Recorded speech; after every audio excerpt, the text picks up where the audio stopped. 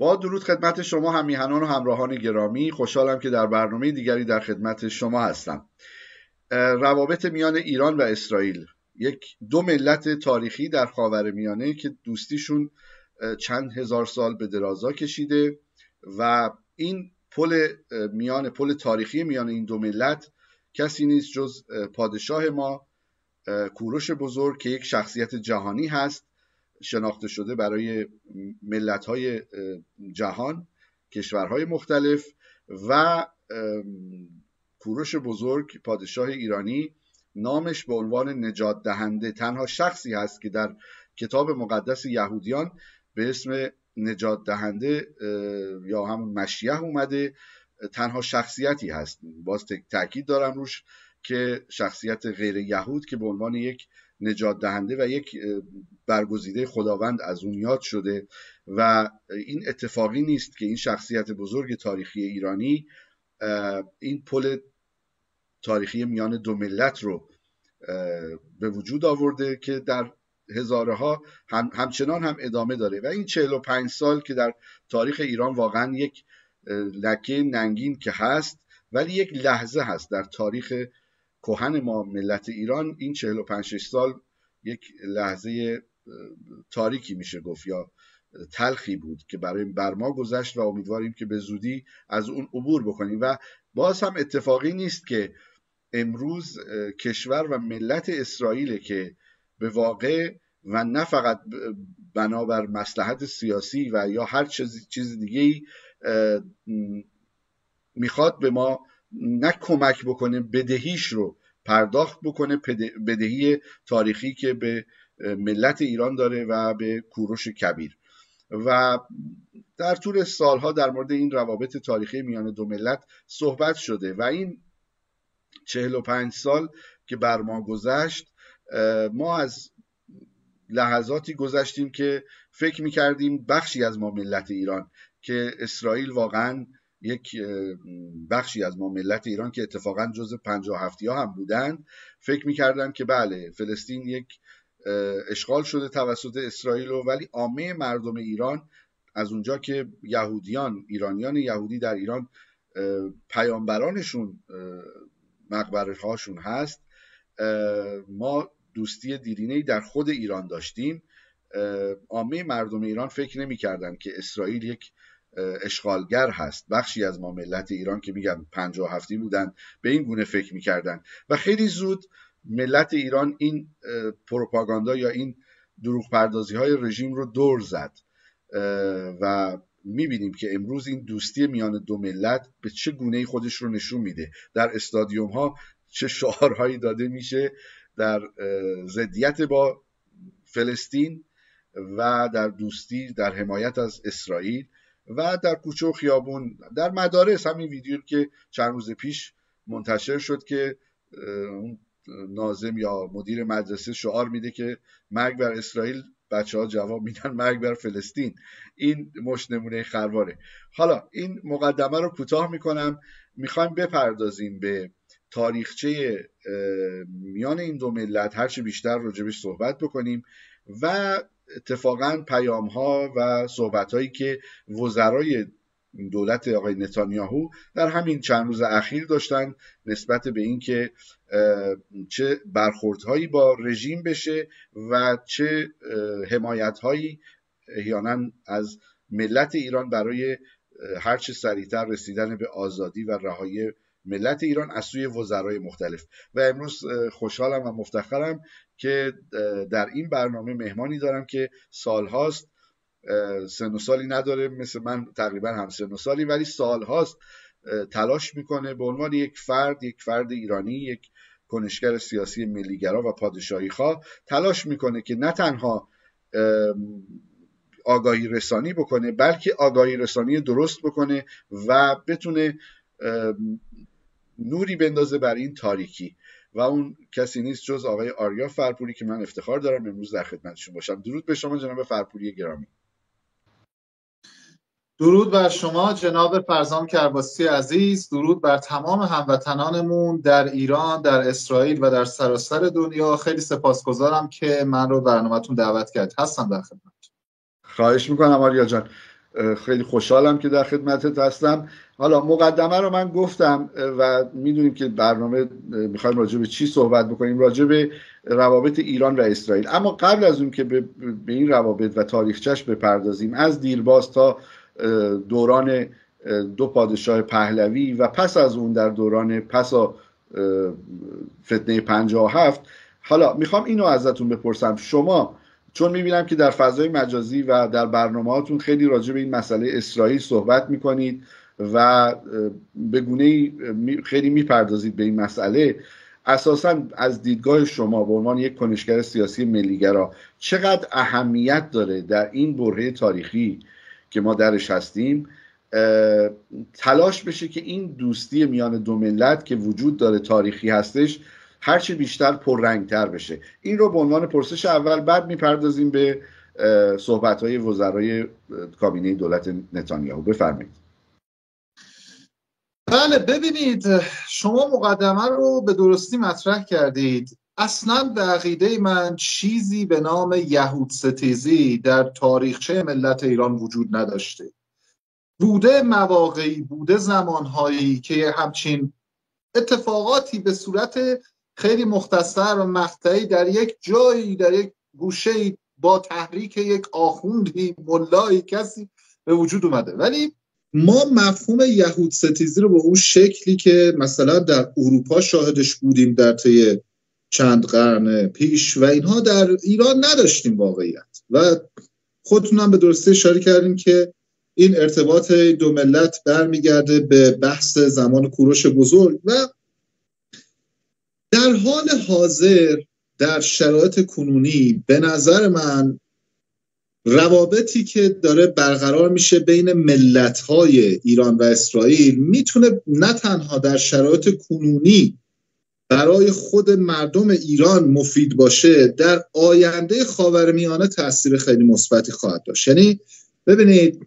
خاورمیانه به هر حال هست، این کشورهایی هم که در این خاورمیانه اهمیت بزرگی دارن تا ابد باقی خواهند و دو ملت ایران و اسرائیل نقش خیلی مهمی در این منطقه خواهند داشت و به نظر من ما داریم به سمتی میریم که یک بار برای همیشه با خاورمیانه جدیدی روبرو بشیم و قطعا این وسط روابط مردم ایران و اسرائیل خیلی مهمه. حالا در ادامه صحبت میکنیم، وقتی بحث افراد سیاسی برسیم بیشتر این قضیه رو باز میکنم. بفهم.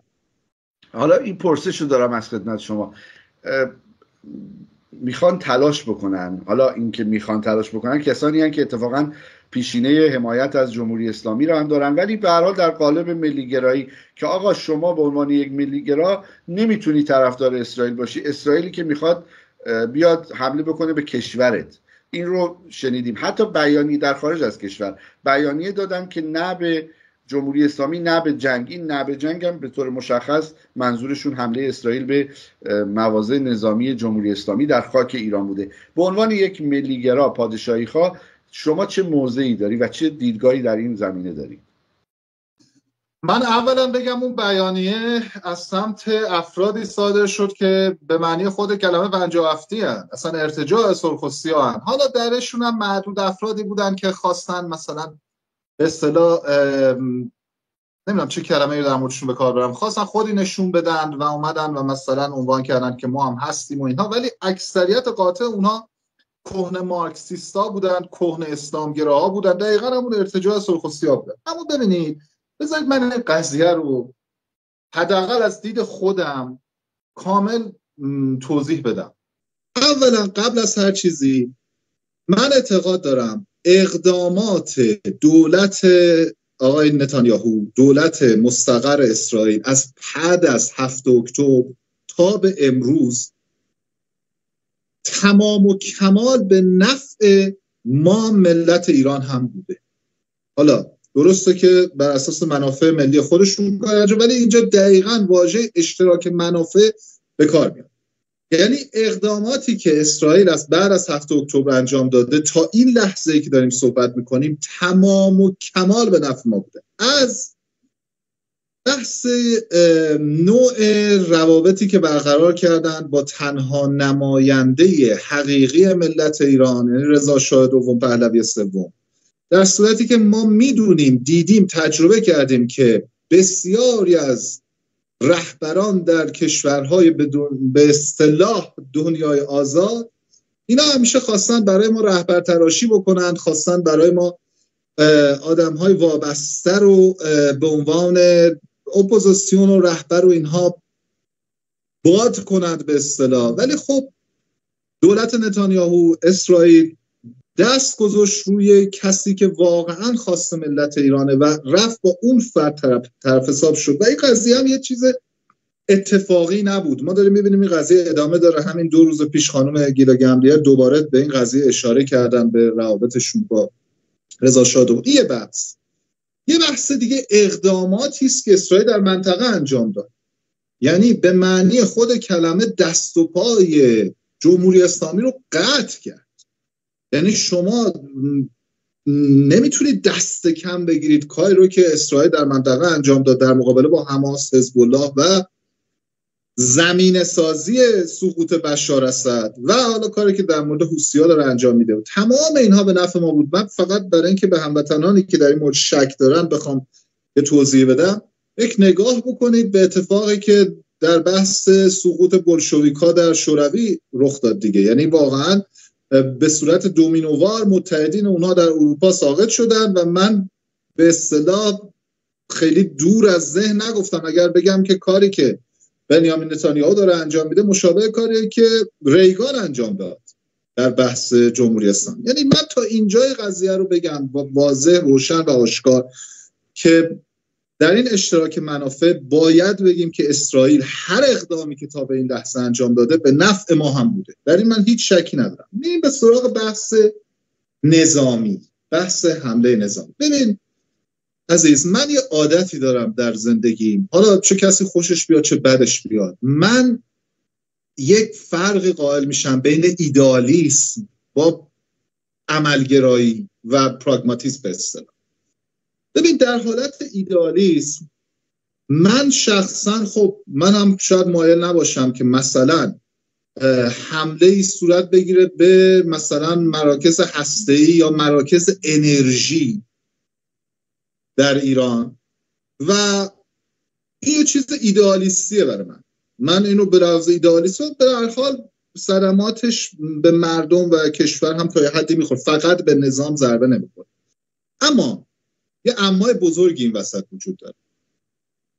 اما یک مسئله مهم این است که جمهوری اسلامی هرگز نباید به بمب اتم دست پیدا.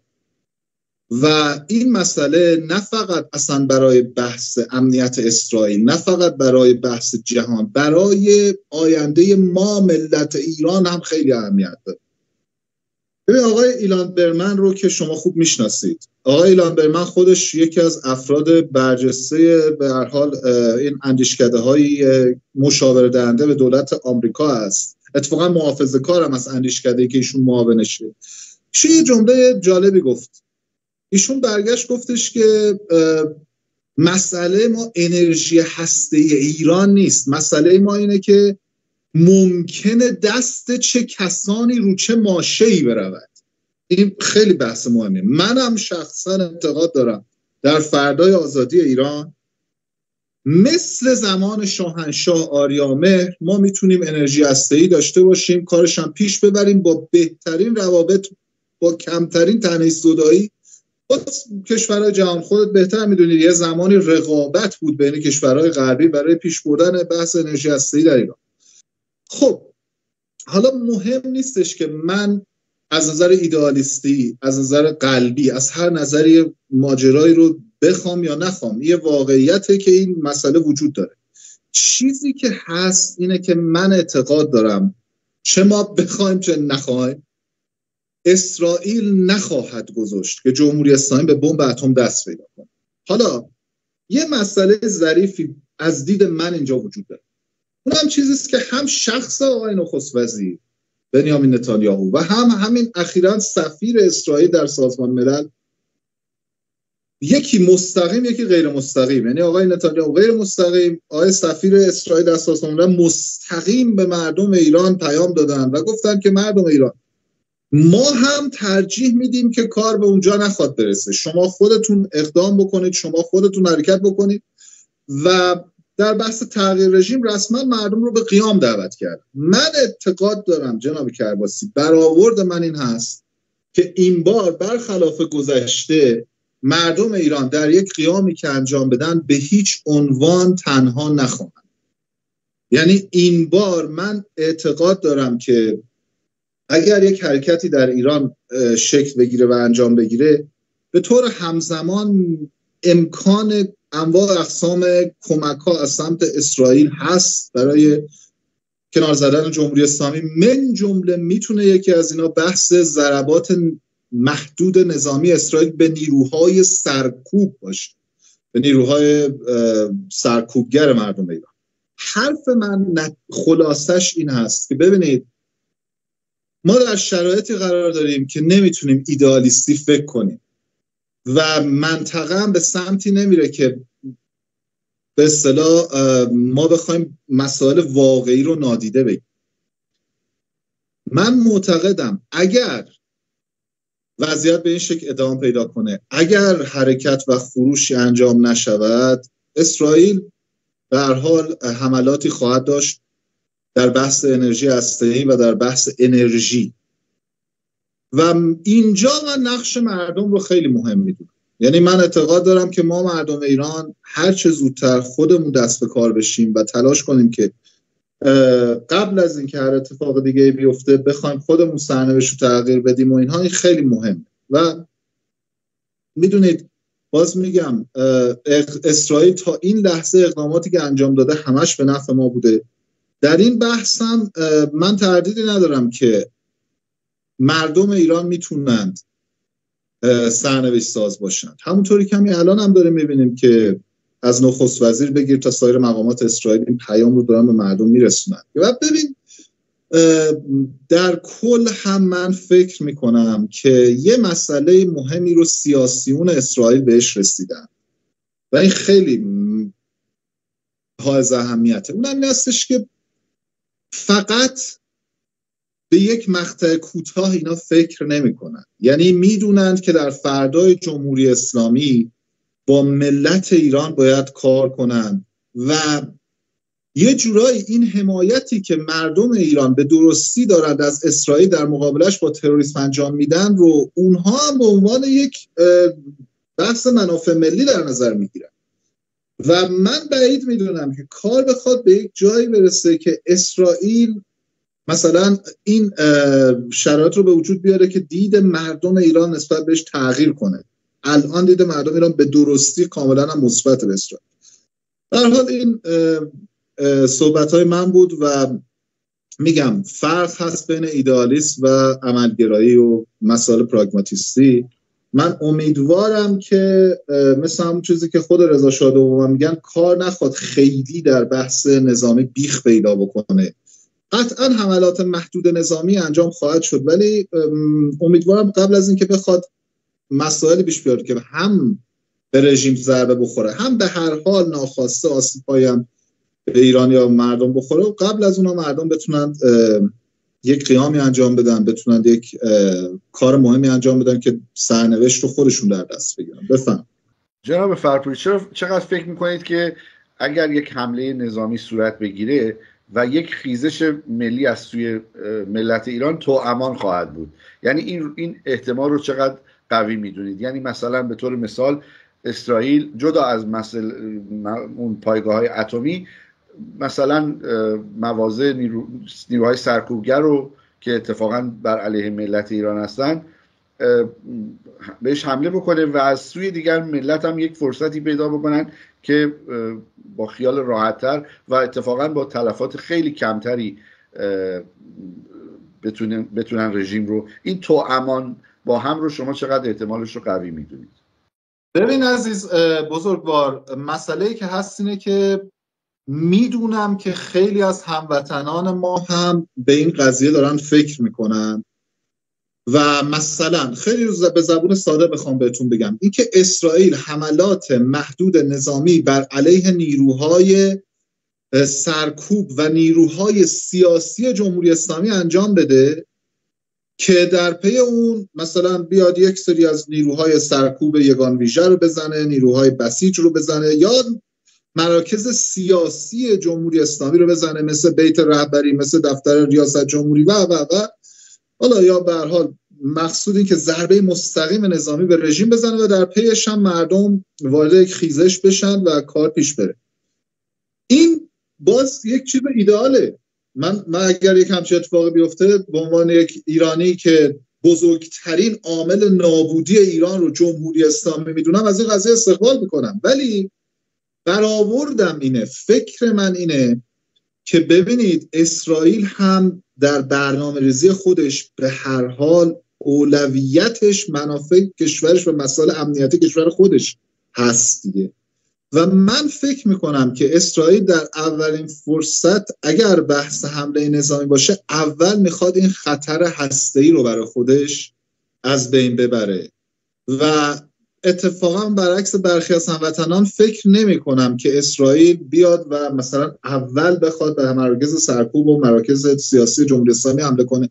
چرا؟ چون ببینید شما وقتی میخواید یک عملیه کاری انجام بدید، یک عملیاتی انجام بدید، به همه پلن ها، به همه جنبه ها فکر میکنید.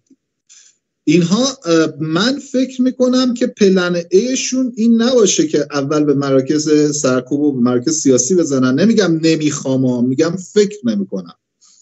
دلیلش هم خب اومدیم و اتفاقی هم اونطوری که ما داریم برآورد میکنیم پیش نیاد. ولی اینا حتما، یعنی کشور و دولت اسرائیل حتما میخواد جلوی بحث دستیابی جمهوری اسلامی به بمب اتم رو بگیره و این قضیه رو انجام خواهد. یعنی به نظر من اگر حرکت اول از سمت مردم انجام بشه، اون موقع اون پلنی که نیروهای سیاسی و نیروهای سرکوب جمهوری اسلامی رو اسرائیل در حملات محدود بزنه رخ خواهد داد. قطعا نظر منه، برآورد منه. اما اگر قرار باشه اسرائیل اولین اقدام نظامی بعدیش ببینیم چی هست، به نظر من اولین اقدام نظامی بعدیش بحث هسته‌ای خواهد یا مرکز انرژی. نظرم در حال حاضر اینه و اینجاست که میگم اهمیت بحث مردم ایران و حرکت مردم ایران خیلی مهمه. من خودم هم جناب کرباسی یه چیز رو بذارید بدون تعارف بهتون بگم. من خودم هم قبول دارم، یعنی دیگه واقعا تجربه کردیم، دیدیم، متوجهیم که میتونه کمک نظامی محدود اسرائیل به ایرانیان یاری برسونه در بحث مبارزه با یک رژیم خونخوار تا دندان مسلحی که میدونیم ابایی هم نداره از خون و خونریزی. من در این قضیه اتفاق نظر دارم با هموطنان. فقط چیزی که هست اینه که من فکر میکنم همون چیزی که شما عنوان کردید که یک عملیات توأمانی انجام بشه از کوبیده شدن نیروهای سرکوب و مثلا یک قیام مردمی، آغازگر این بحث مردم ایران باید باشن. یعنی چیزی که میبینم اینه، وگرنه اول اسرائیل به فکر بحث هسته‌ای خواهد بود. عقیده منی. حالا اشاره کردید به در واقع روابط شاهزاده رضا پهلوی با دولت اسرائیل، دولت نتانیاهو. برخی حالا یا طرفداران، هواداران شاهزاده رضا پهلوی و پادشاهی خواهان به طور کلی این مسئله رو عنوان میکنن که همه چیز از سفر تاریخی شاهزاده رضا پهلوی به اسرائیل آغاز شد و این تابو شکنی که ایشون انجام دادند و اساساً دوراندیشی ایشون رو میرسونه که فکر به این روزها میکردن، میدونستن که احتمالاً همچین روزهایی خواهد رسید و این سفر و این رابطه در این لحظه تاریخی میتونه چقدر اهمیت و کارساز باشه. این رو چگونه ارزیابی میکنید؟ من قبل از هر چیزی باید یک اصطلاح سیاسی رو به کار ببرم که البته من دیدم اینو یک بار در یک کپشن نوشتم. برخی از هموطنان چون این اصطلاح سیاسی رو نشنیده بودن که خیلی رایجه در جهان سیاست، برخی بهشون برخورده بود. ولی واقعیت این اصطلاح رو من به کار میبرم. هم دولت اسرائیل و هم رضا شاه دوم هر دو عقیده من روی اسب برنده شرط بندی کرد. یعنی ببینید موساد رو من اعتقاد دارم و سازمان‌های اطلاعاتی اسرائیل رو اعتقاد دارم که خیلی بهتر از سازمان‌های اطلاعاتی غربی مثل ایالات متحده، مثل انگلستان، اینا واقعیت جامعه ایران رو میشناسن. من این اعتقاد رو دارم، همیشه هم گفتم. یعنی اصلا قابل قیاس نیستن با هم از نظر سطح شناخت و درک درست واقعیت فضای سیاسی ایران بین سازمان‌های اطلاعاتی که برآوردها و ریلگذاری‌های سیاسی رو انجام میدن در اسرائیل با ایالات متحده آمریکا و جهان غرب. و خب اینا قشنگ میدونن جایگاه ایشون رو، جایگاه پهلوی سوم رضا شاه دوم در بین مردم ایران، و در این قضیه به درستی هم میدونن که اصلا چیزی به نام آلترناتیو مقابل جمهوری اسلامی وجود نداره مگر ایشون. بقیه به نوعی بازیه با خود سیستم حاکم بر جمهوری اسلامی. از اون طرف ببینید رضا شاه دوم اومد این سفر رو انجام داد. ما خیلی زمان نگذشت تا بفهمیم که واقعا وقتی میگم ایشون هم رو اسد برنده شرط بندی کرد چه کار درستی انجام داد. اسرائیل نشون داد که پیروز درگیری های منطقه کدوم کشوره. و یه چیزی رو اینجا میخوام در پرانتز بگم جناب کرباسی عزیز، خیلی اومدن برخی جاها، برخی افراد اومدن عنوان کردن که مثلا سفر ایشون متضاد رفتار و خواست پدر بزرگوارشون بوده. یعنی مثلا پدرشون یه همچین عقاید نداشتن، ایشون نه. این یک دروغ بزرگه. حالا در ادامه در اواخر برنامه قشنگ وارد بحث اسرائیل و روابط اسرائیل و زمان پادشاه میشیم، ولی فقط اینجا یه نکته خیلی کوچیکی رو بگم. ببینید اصلا این ماجرای صلح در منطقه رو خیلی قبل از اینکه پیمان ابراهیم به وجود بیاد، خیلی قبل از اینکه این مسائل به وجود بیاد، جناب انور سادات انجام داد دیگه. یعنی ایشون رفت و با اسرائیل پیمان صلح بست و اینها. و خیلی جالب، من فیلمش رو به اشتراکم گذاشتم در شبکه‌های اجتماعی خودم. مرحوم پرزیدنت سادات، جاویدان پرزیدنت سادات میاد ایران، میره کاخ نیاوران، میره به دیدار اعلیحضرت شاهنشاه آریامهر. 2 هفته بعدش اعلام میکنه که این سفر تاریخی رو من به اسرائیل انجام خواهم داد و میخوایم بریم صلح رو برقرار کنیم. اصلا دقیقاً این بحث پیمان کوروشی که رضا شاه دوم مطرح میکنن بحثیه که در ذهن آریامهر هم بود، همونطوری که ایشون اصلا اون برنامه‌ریزی اون حرکت رو انجام داد، پرزیدنت سادات رو تشویق کرد به اون کار. اصلا پرزیدنت سادات میاد کاخ نیاوران، 2 هفته بعدش میگه من دارم میرم به اسرائیل برام بحث. و یه بحث نهایی رو اینجا مطرح کنم، اینم به نظر من خیلی مهمه، خیلی مهمه، باید گفته بشه. ببینید یک مزخرفی رو نیروهای چپ در فضای سیاسی ایران به راه انداختن به نام امپریالیسم ستیزی، استکبار ستیزی و این مسائل، و این یه تعریفی از خودشون ارائه دادن که عملاً اگر بخوایم اون تعریف رو در واقعیت نشون بدیم یعنی منزوی کردن کشور و اتفاقاً بدتر وابستش کردن به نیروهای شهر. ببینید اینها اومدند و ایران پادشاهی رو که بهترین روابط ممکن رو با جهان غرب داشت، با جهان شرق داشت، با همسایه‌ها داشت، و اینها رو متهم کردن به اینکه بله مثلا به خاطر اینکه در دوران‌هایی مثلا با همکاری کشورهایی شاهنشاه آریامهر داشت ایران رو میساخت، ایشون نمیدونم زیر سلطه استعمار بود و اینا، که بعداً خودمون هم دیدیم که همه این حرفا مزخرف بیش نبود و اتفاقاً متوجه شدیم که چه کسانی وطن فروشن وقتی به قدرت رسیدن. چون این جمهوری اسلامی هم ادامه راه چپ‌هاست در این مسیر، اصلا این شعارها رو چپ‌ها به اینها یاد دادن. حالا من حرفی که میخوام بزنم اینه، ببینید رضا شاه دوم مسیری رو باز کرد که ما مردم ایران، کسانی که واقعاً به فکر ایران و ایرانیان، باید از اون درس بگیرن. الان من از شما میپرسم، جدا از سرکوب جمهوری اسلامی، جدا از سرکوب مردم ایران، جدا از تمام این قتل و کشتار و جنایت و جدا از فقر و فلاکت اقتصادی، آیا غیر از اینه که یکی از مهمترین مسائل اساس کشور ایران بحث محیط زیسته؟ آیا غیر از اینه؟ و بحث آبه. و اگر وضعیت اینطوری ادامه پیدا کنه ما 10 سال دیگه چند سال دیگه اصلا جنگ آب خواهیم داشت در کشورمون بین مردم خودمون. خب حالا من از هموطنان اینجا یه سوالی میپرسم. الان بزرگترین کشور موفق در زمینه حل معضل آب در جهان که به عنوان یک الگو ازش یاد میشه که عنوان میکنن بیابان رو آباد کرد، کدوم کشور؟ اسرائیل. حالا شما ببینید اگر فردای حتی جمهوری اسلامی ما از کارشناسان اسرائیلی کمک بخوایم در این زمینه، منافع مالیشون هم تامین کنیم، اونا بیاند این مشکل معضل آب رو برای ایران حل کنن که اساس هویت و هست و نیست ایران از نظر محیط زیستی اگر از بره بشه سرزمین سوخته دیگه فرقی نداره کدوم رژیم درش هست. اینا بیاد این مشکل رو برای ما حل کنن، باز باید بیایم بشینیم بگیم ای وای ایران افتاد زیر دست فلان کشور، مثل این شعارهایی که چپا میدن. ببینید جهان امروز جهان ستیز نیست با هیچ کشوری. من خودم یکی از کشورهایی رو که هیچ وقت دلم با صاف نخواهد شد جمهوری باکوه.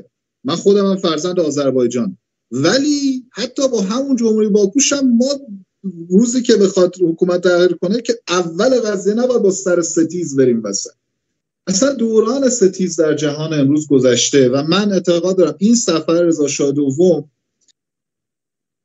یک حرکتی بود که بعدها در مدارس در کتاب‌های مدارس عنوان میشه ازش. یعنی اصلا تمام این تبلیغات و چرندیات نیروهایی که به لحاظ ایدئولوژیک اسرائیل ستیز بودن، چه مارکسیستا چه اسلامگراها رو زد کنار و خب میان پرستان هم دیدیم چه حمایت کردن. ببخشید طولانی شد، بفهم. خواهش میکنم. اشاره کردید به این مسئله آب. دقیقاً این مسئله کشاورزی و تکنولوژی که اسرائیل داشت پیش از فتنه 57 هم بود دیگه. در منطقه اون قزوین و اونجاها داشتن اقداماتی رو صورت میدادن که این فتنه باعث شد که متوقف شد همین مسائل و امیدواریم که ادامه پیدا بکنه بعد از آزادی ایران. حالا این پیام‌های وزرای مختلف، خانم گیلا گملیل سفیر اسرائیل در سازمان ملل به زبان فارسی صحبت کرد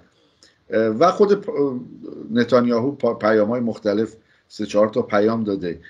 اینها رو همه رو کنار هم بگذاریم، آیا ارزیابی شما چه است؟ آیا واقعا خبری در راه اتفاق بزرگی میفته یا اینا خواب نما شدن همینجوری دارن پیام میدن که چه خبره؟ بفرمایید.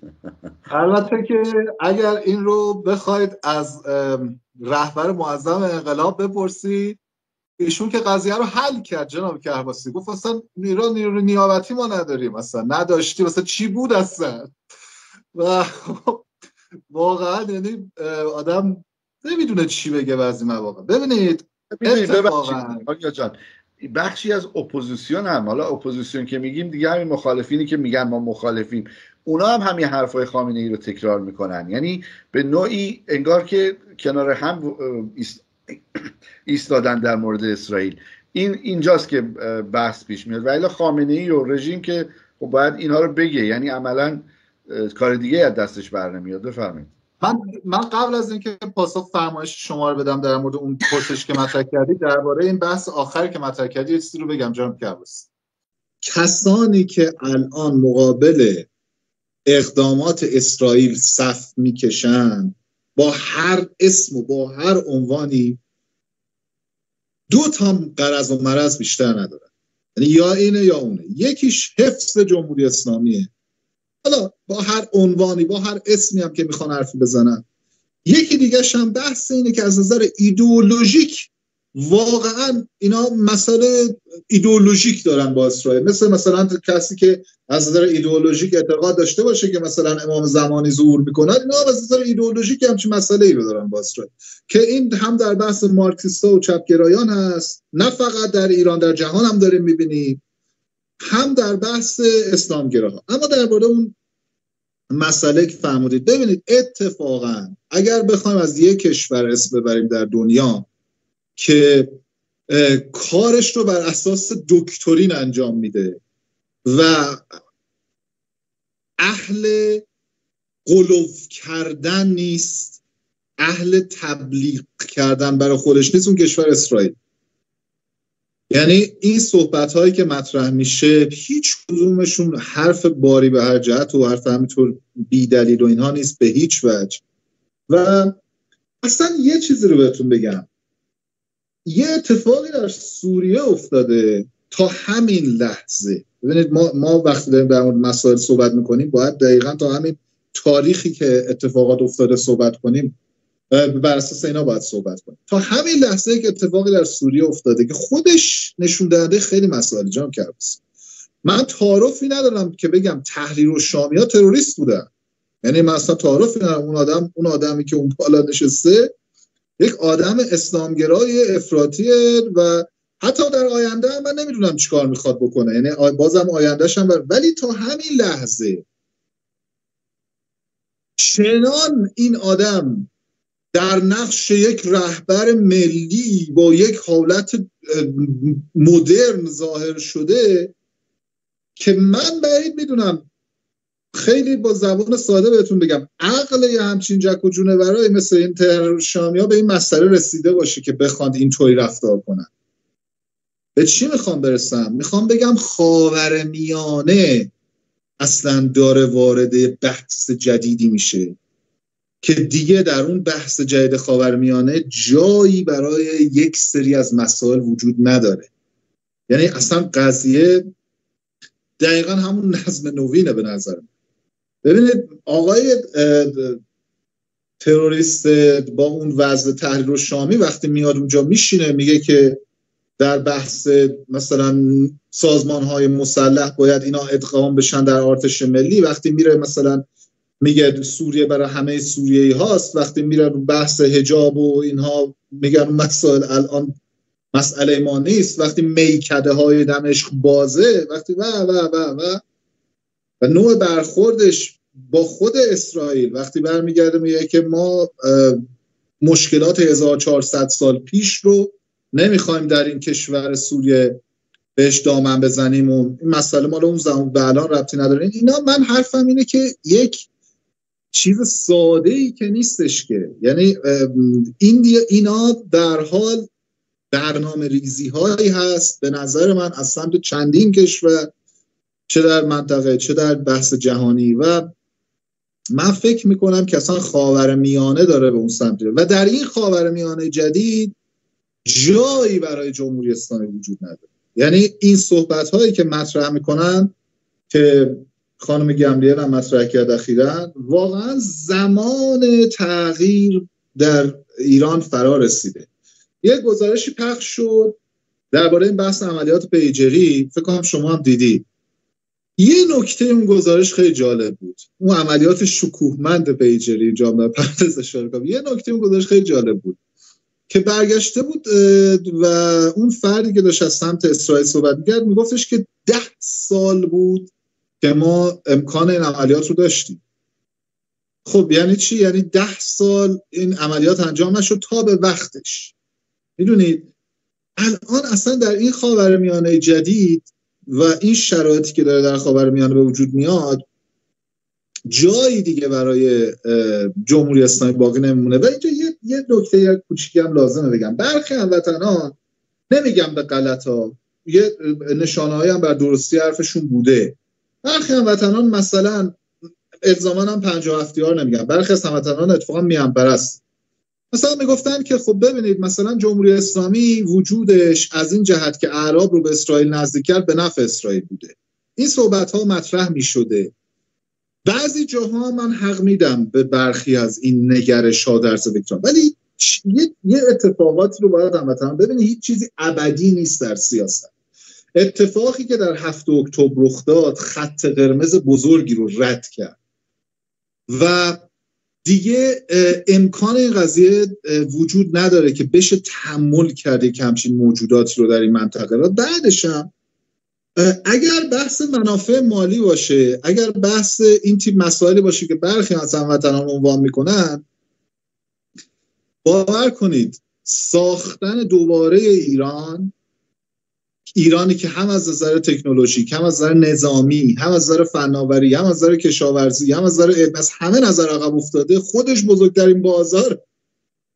یعنی این بحثا که مثلا برخی ها میدونید بعضی ها انگار اصلا نمیخوان فکر میکنن که جهان سیاست یک جهان به اصطلاح منجمده. نه، اینطوری نیست. ببینید من کاملا اعتقاد دارم که اسرائیل عزمش رو جزم کرده برای تغییر رژیم جمهوری اسلامی، به سمت آدم درستی هم رفته، به سمت گزینه درستی هم رفته، از جهت اینکه باش طرف حساب بشه. بالاخره اینا باید برای فردای پس جمهوری اسلامی هم بدونن کشور دوره خلا نمیشه دیگه.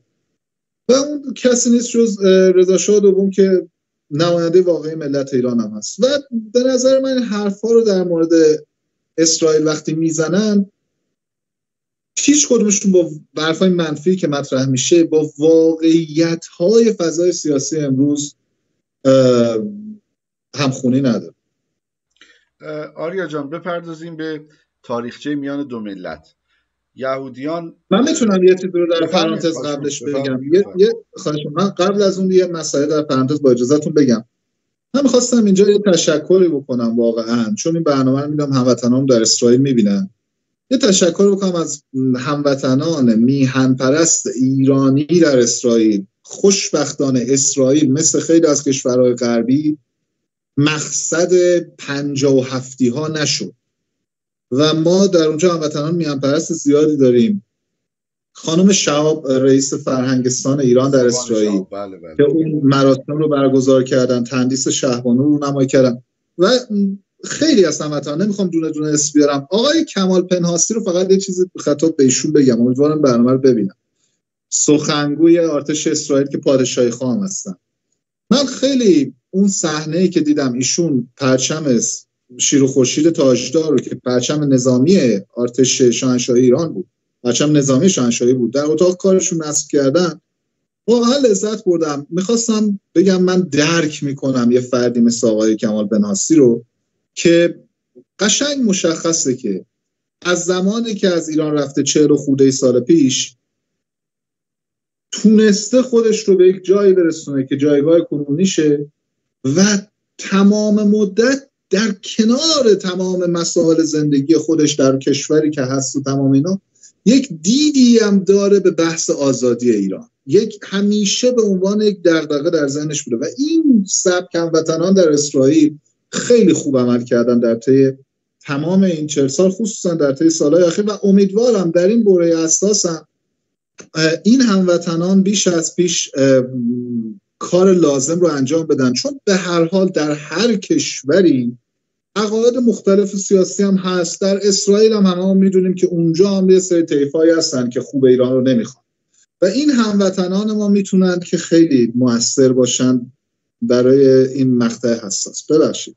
خواهش می‌کنم آریا جان. نه دقیقاً درست گفتی. ایرانیان یهودی در اسرائیل 90% شاید هم 100%شون همه اتفاقاً مهر ایران رو دارن، اتفاقاً پادشاهی خواه هستن. اکثرا در خانه هاشون همونطور که گفتی تصاویری از محمد رضا شاه پهلوی پادشاه فقید ایران دارن، خاطراتی از اون دوران دارن. مثلا شخصی مثل آقای مسرور که از نزدیک بچه بود البته رضا شاه بزرگ رو دیده و خاطراتی از اون دوران رو داشت.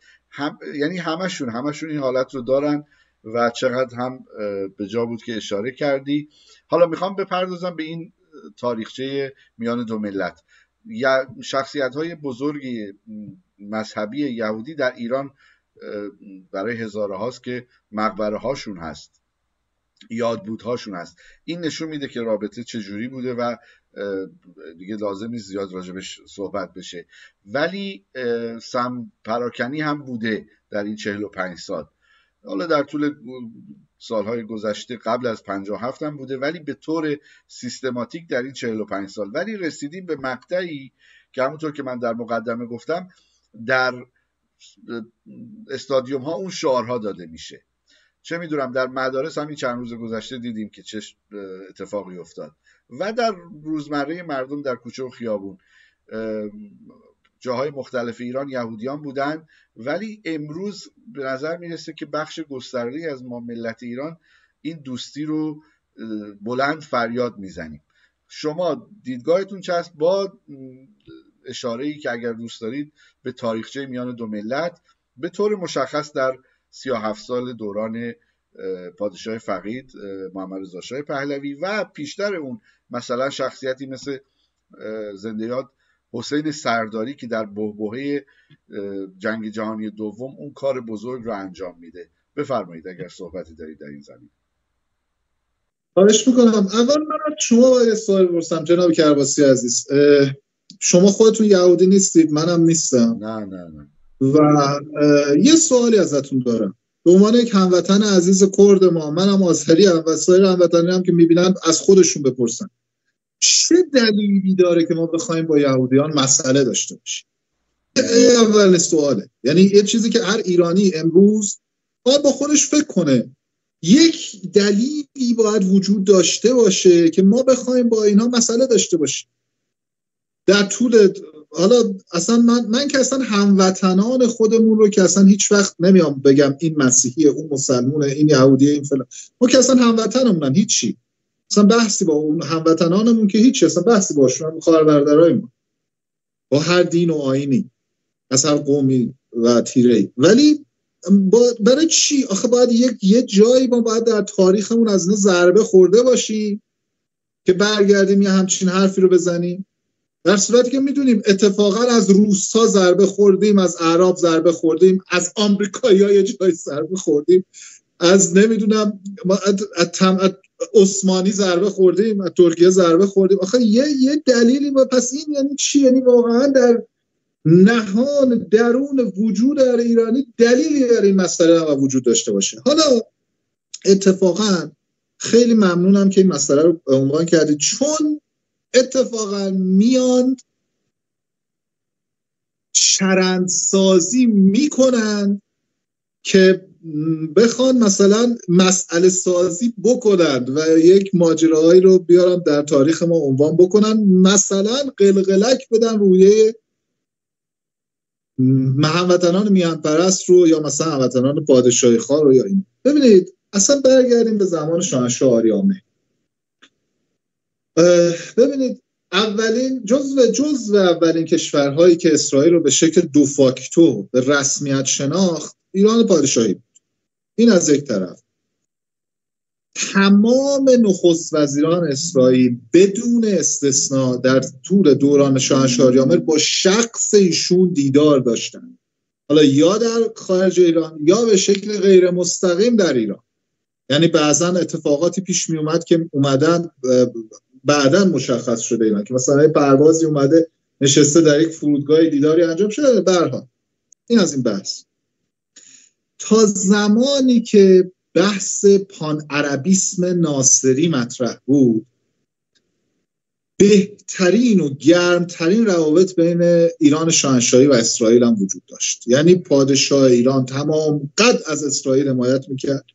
در مقابله با پان عربیسم جمال عبدالناصر در اسرائیل هم یک دکترینی وجود داشت به نام دکترین پیرامونی بن گوریون که اون دکترین پیرامونی چی میگفت؟ میگفتش که اگر اینجا کشور اسرائیل دو تا دورش اعرابن، اسرائیل باید بهترین روابط رو با این همسایه های این اعرابی که دورمان داشته باشه برای بحث امنیت ملیش، که یکی از اونا ایران شاهنشاهی بود، یکی ترکیه بود، یکی اتیوپی بود حتی مثلا به عنوان مثال. البته اون موقع خب قدرت اصلی منطقه ایران بود و اسرائیل هم کاملا روی این قضیه روی دکترین پیش میرفت و خیلی شادروان ژنرال موشه دایان خیلی باورمند بود به این دکترین، خیلی هم به ایران خدمت کرد. یعنی شما ببینید چه کارهایی که این فرد در دشت قزوین در بحث کشاورزی و اینا در دوره‌ای که وزیر کشاورزی بود انجام داد، بعداً بحث نخست وزیریش هم بکنه. اما خب پس این یه بحث ماجرا. یعنی ما تا اینجای داستان میدونیم که بهترین روابط ممکن برقرار بود تا زمان این.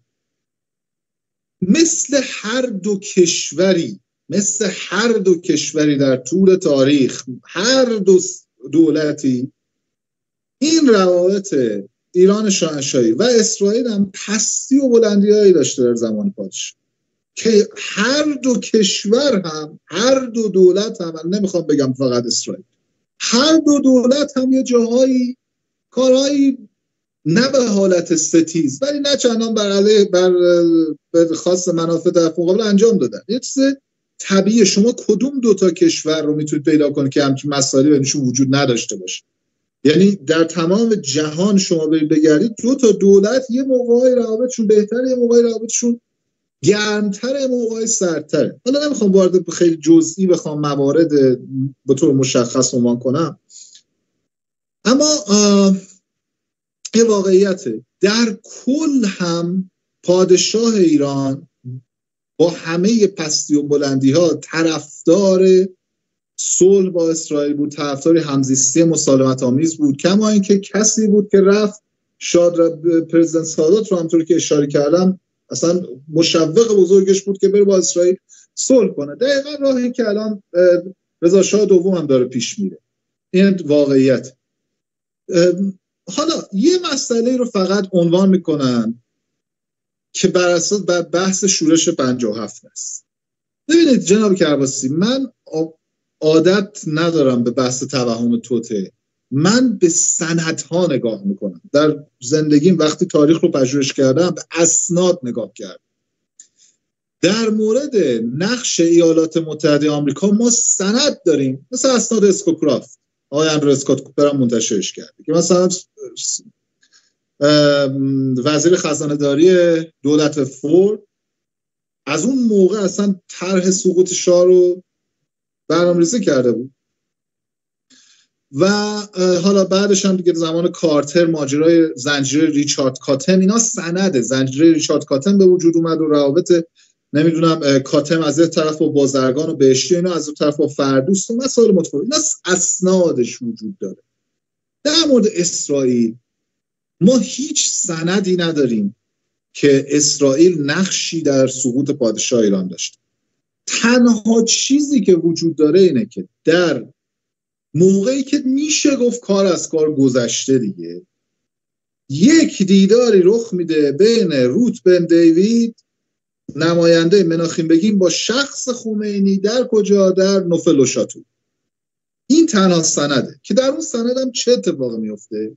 بالاخره دولت اسرائیل باید بدونه که اینایی که اومدن و دارن میارنشون واسه اینا کیان، چیه داستانه.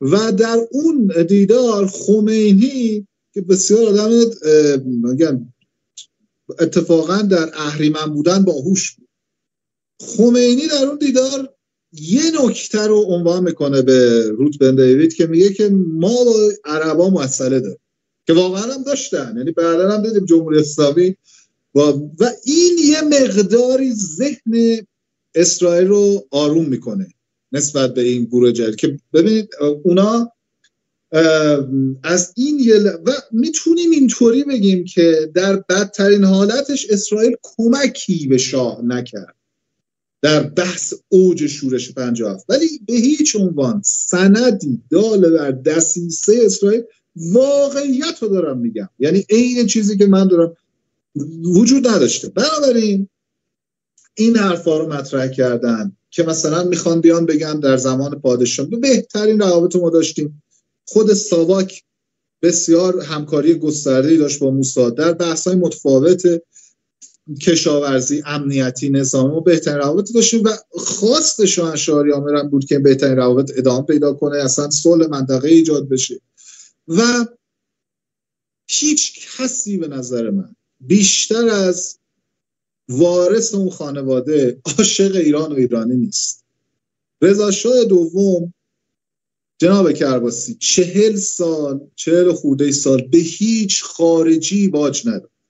یه واقعیت و هممون هم میدونیم که چطور سعی کردن ساکتش کنن، چطور سعی کردن پروموتش نکنن، جلوشو بگیرن. اون از اولش که کارتر رسما دستور داد اون سخنرانی اعلام سوگند ایشون به پادشاهی پخش نشه اصلا رسما، تا بعدها که مسائل متفاوت یه فیلمی در مصاحبه با خواهرزاده جاویدان دکتر فریدون فرخزاد پخش کردم. سال 90 خورده که ایشون تشریف بردن آلمان، میگن که اصلا به من اجازه ندادند که دیدار داشته باشم با هموطنانم. خود رضا شاه دوم میگم ما میدونیم این محدودیت ها رو، که یعنی محدودیت از این جنبه میگم که همیشه سعی کردن جلوی صدای ایشون رو بگیرند، همیشه سعی کردن ایشون رو بقیه رو جلوشون پروموت کنند، جلوی ایشون نمیدونم به اصطلاح آلترناتیو بسازند و اینها. و خب ایشون اتفاقا اگر میخواست باج بده خیلی قبلتر از اینها خیلی کارها رو میتونست انجام بده. وقتی ایشون داره یک مسیر رو جلوی ملت ایران میذاره که مردم ایران یک دوره جدیدی داره آغاز میشه، ما باید یک متحدینی داشته باشیم برای حرکتی که داریم انجام میدیم. ما مردم ایران باید قدر این حرکت ها رو بدونیم دیگه. خیلی فرق بین متحد بودن با یک نیروی که منافع هر دو طرف رو بخواد تامین کنه، با بحث نوع نگاهی که مثلا 57 ها داشتن به شوروی، یا مثلا همین نظرات داشتن به کشورهای خارجی. هیچ ایرانی میهن پرستی دیدی غیر از یک منافع مشترکی که بازی برد باشه نسبت به این بحث پیمان کوروش و نوع ارتباط با اسرائیل نداره. هیچ ایرانی میهن پرست غیر از این فکر نمیکنه. و من این مسائل رو مطرح کردم. امیدوارم که یک بار برای همیشه بدونیم که وقتش رسیده که واقعا یه خاورمیانه جدیدی آغاز بشه و چه بهتر که این کار بین ایران و اسرائیل در بحث پیمان کوروش رخ بده. اصلا ارتقای پیمان ابراهیم به پیمان کوروش میتونه واقعا یه جهان رو تغییر بده به نظر من. ببخشید طولانی شد. خواهش میکنم. آریا جان، دو ملت ایران و اسرائیل رو تا حدی راجبش صحبت کردیم.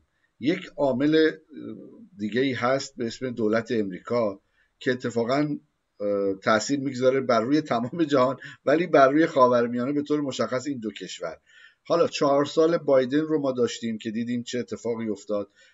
انتظارش میرفتی که دولت‌های دموکرات اساساً همینن، نسبت به اسرائیل یک سیاستی دارن، یک دیدی دارن و نسبت به رژیم. حالا یک چیزی که تغییر کرده ورود دوباره دونالد ترامپ به صحنه سیاست هست با تجربه بیشتر، و از 20 ژانویه به این طرف هم میبینیم که چه اتفاقاتی خواهد افتاد. این بازگشت دوباره ترامپ رو شما چه تأثیراتی میتونید ارزیابی بکنید که داره بر روی ایران و اسرائیل و یک عاملی که به هر حال دشمن مشترک اینها هست به اسم جمهوری اسلامی؟ ببینید، اولا این که من موقعی که بحث همین انتخابات آمریکا بود و اینها، خب خودم تمام قد طرفدار دونالد ترامپ بودم، یعنی اومدم گفتم که باید از ترامپ حمایت کردم. خب این دلایل کاملا سیاسی داشت. یعنی ببینید مثلا من واقعیت رو اینجا بگم، من به نظر من بهترین حالت اینه که آدم همیشه صادقانه حرف بزنه. من دیدی که به شخص بنیامین نتانیاهو دارم، دید خیلی مثبتی که بهش دارم، مثلا به دونالد ترامپ ندارم به اون حالت. یعنی به نظر من فرق وجود داره بین اینا. اما چرا مثلا من نوعی اعتقاد داشتم که حتما باید ترامپ بیاد؟ اولا پیروز نشدن اونها بود، رقباش نباید پیروز. اصلا اون چپ جهانی که اتفاقا همشون هم ضد اسرائیلی هم. خیلی بحث طولانی میشه یه ماجرایی رو باز کنم. بعضی از هموطنان فکر میکنن هر یهودی در دنیا مثل هر یهودی دیگه ای فکر میکنن. الان یه نمونهش همین جورج سوروس با اون بنیاد جی استریتش بزرگترین بنیاد ضد اسرائیلیه، خودش هم یهودیه و جزء چپ جهانی هم هست. اینا جهان وطنیشون مثل چپای خودم. آیا هر ایرانی وطن پرسته؟ آیا هر ایرانی، ما ایرانی چپگرای جهان وطن نداریم؟ اونجا هم همینه دیگه. ولی به هر حال جورج سوروس ها شکست خوردن، اون چپ جهانی شکست. اون از طرف دیگه همیشه گفتم که دست بنیامین نتانیاهو بازتر خواهد شد اگر دونالد ترامپ بیاد. و این واقعیت ما میدونیم، اصلا دیدیم که مثلا در بحث عملیات اسرائیل در رفح، اون خانم نامحترم معاون بایدن برگشت گفتش که اسرائیل ورودش به رفح اشتباهه، اصلا اسرائیل نم حالا عملیات رفح آغاز پایان حزب الله شد. یعنی شما ببینید با چه دولت همین 2 روز پیش بلینکن وزیر خارجه همین دموکرات‌ها وزیر خارجه بایدن حتی آخرین لحظه هم که داره میره رفته توصیه کرده به دونالد ترامپ که برو با جمهوری اسلامی مذاکره کنه. خبرشو دیدید. به هر حال این بحث باز بودن دست اسرائیل در آمریکا خیلی مطرحه و از این جهت میتونه اسرائیل اهداف خودش رو پیش ببره و ببینید ممکنه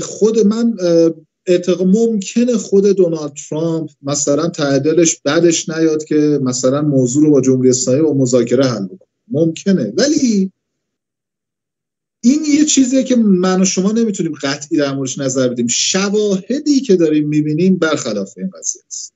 یعنی تک به تک افرادی که نقش مهمی در بحث سیاست خارجی دارن در کابینه ترامپ، اینا دشمنای خونی جمهوری اسلامی، از سفیر آمریکا در اسرائیل که ترامپ تعیین کرده تا وزیر امور خارجه که تعیین کرده تا مشاور امنیت ملی که تعیین کرده و اینا دشمنان خونی جمهوری اسلامی هم، بسیار هم به اسرائیل و دولت راستگرای نتانیاهو نزدیکن. و میدونید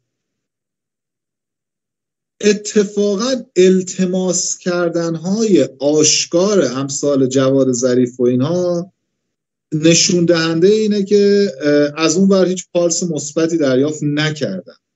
ما میدونیم که جمهوری اسلامی وقتی به التماس میفته که میبینه راه جلوش بسته است و یعنی در گذشته مذاکرات رو انجام میدادن در عمان، در همه جا، خیلی هم میرفتن بلند بالا مرگ بر آمریکاشون هم میگفتن، کارشون هم میکردند و مسائل پیش میبرد. من اعتقاد دارم که این بحث نظم نوین خاورمیانه باید انجام بشه و دونالد ترامپ جلوی این قضیه رو نخواهد گرفت. حالا باز هم باید اینجا یه مسئله رو بگم دیگه. ببینید جناب کرباسی، ما مردم ایران خیلی خوبه که الان متحدینی داریم، خیلی خوبه که وضع سیاست خارجی به ضرر جمهوری اسلامی برگشته، ولی نباید باور کنید شعار نیست. یعنی من بعضی فکر کنم رو پرنسیپ ملی این حرف میزنم. ما مردم ایران اینجا نقشمون خیلی مهم. یعنی میدونید ببینید اینا شده با انواع حملات نظامی، شده با مذاکره، شده با هر حالتی، بالاخره میخوان منافع خودشون تامین کنن. اما این دولت ترامپ دولتی نیستش که به لحاظ ایدئولوژیک مثل دموکرات ها بخواد به هر قیمتی شده از طفل نامبارک خودش حمایت کنه و اونو سرپا نگه داره.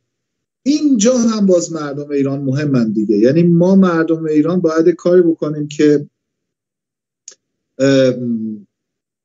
قبل از اینکه بخواد چیزی رخ بده از سمت دولت آمریکا که به نفع ما نباشه، بتونیم سرنوشت خودمون رو تعیین کنیم. و یه مسئله خیلی مهم اینجا اینه که من باور دارم جناب کرباسی این بار مثل قیام‌های قبلی نخواهد بود. یعنی این بار چه از بحث این کابینه‌ای که در دولت ترامپ می‌بینم، چه از بحث اسرائیل رو که تقریبا بهش اطمینان دارم در این زمینه، اینا به یاری مردم ایران خواهند.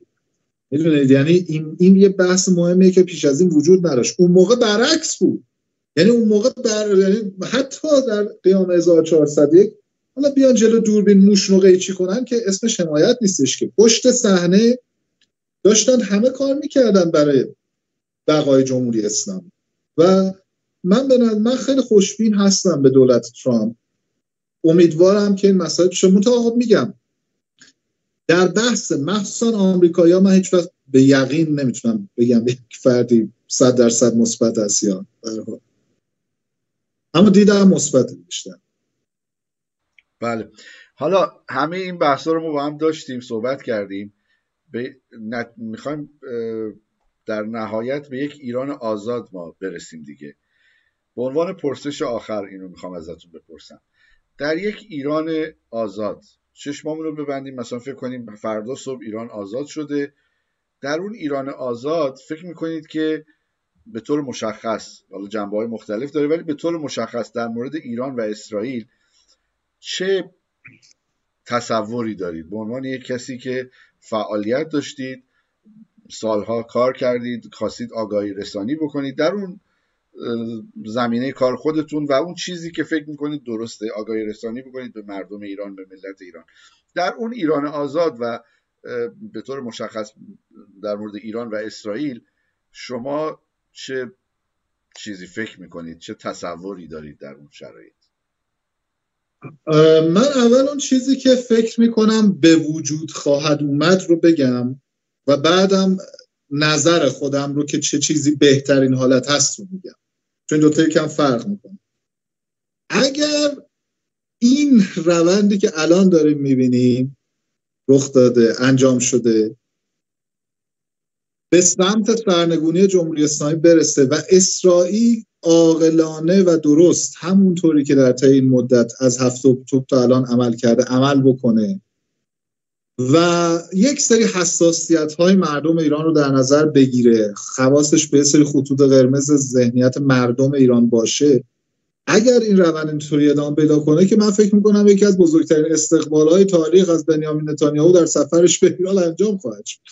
یعنی من چیزی که دارم میبینم اینه در فضای مردم ایران، برای اینکه میدونید یه خودم حقم میدم، فکر نمی کنم این قضیه فقط احساسیه، برای اینکه واقعا یک بار در این 40 خورده سال یک خارجی، یک رهبر خارجی، حالا به خاطر قطعا نه فقط به خاطر چشم ابروی مردم ایران که، ولی به خاطر اشتراک منافع واقعا تو دهن اینا زد. یعنی اینو نمیشه انکار کرد. و خب این یعنی چی؟ اینو برای چی دارم میگم؟ میتونه زمینه ساز بهترین روابط ممکن باشه برای دو کشور در زمینه‌های مختلف. من اعتقاد دارم که مردم اسرائیل و مردم ایران میتونن بهترین دوست هم باشن، بهترین متحد هم باشن، به هم یاری برسونن برای خاورمیانه خیلی پیشرو و مدرن. اما اون چیزی هم که من میخواستم بگم اینه که ببینید، حالا اون بحثی که خودم اعتقاد دارم، ببینید ما به نظر من باید در بحث سیاست خارجی، این چیزی که میگم هیچ ربطی به هموطنانمون نداره، من منظورم با سیاست ندارم، در بحث سیاست خارجی ما نه چیزی به نام دوست دائمی داریم نه دشمن دائمی داریم، همه چیز منافع ملی. منی که در تمام این برنامه خیلی محکم واقعیت از اسرائیل به خوبی یاد کردم به خاطر اقداماتش در طی مدت بعد از 7 اکتبر، اعتقاد دارم ممکنه یک روزی آدم بدون یه چیز امکان، ممکنه یه روزی اقدامی انجام بده که ما مخالف کاملش هم باشیم. به عنوان مثال اصلا چیزی به نام دوست دائم و دشمن دائم وجود نداره، ولی من فکر میکنم اسرائیلی ها هم، حداقل این گروه حاکمه دولت اسرائیل، اینها هم به این بلوغ سیاسی و تاریخی رسیدن که واقعا دیگه وقتشه که اون بحث پیمان کوروش مطرح بشه. ببینید من چند تا شخصیت رو وقتی میبینم اسرائیلی نه هموطنانمون که مقیم اسرائیل، مثل خانم گملیه، مثل حتی حالا کسانی که سیاسی نیستن، مثل خانم امیلی شیرده و این افراد، اینا رو من واقعا این حس رو ازشون میگیرم که این حرفایی که میزنه از عمق وجودش میزنه.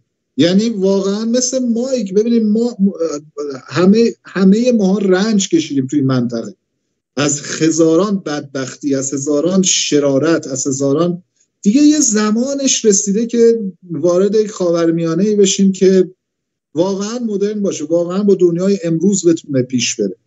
و من یعنی برداشت من از آدم‌های مثل خانم گملیل، مثل خانم شیردر و خیلی های دیگه واقعا مثبته. یعنی من واقعا وقتی خانم گملیل رو میبینم حس میکنم با تمام وجودش به پیمان کوروش باور داره.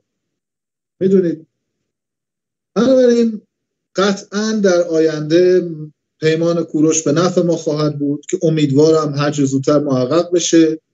البته در عین حال هر هموطن میان‌پرستی شخص پادشاه ایران رضا شاه دوم که امید خدا ایران پادشاهی رو پهلوی رو دوباره شاهدش باشیم و سایر میهن پرستان هم همیشه دیدشون منافع ملی هست.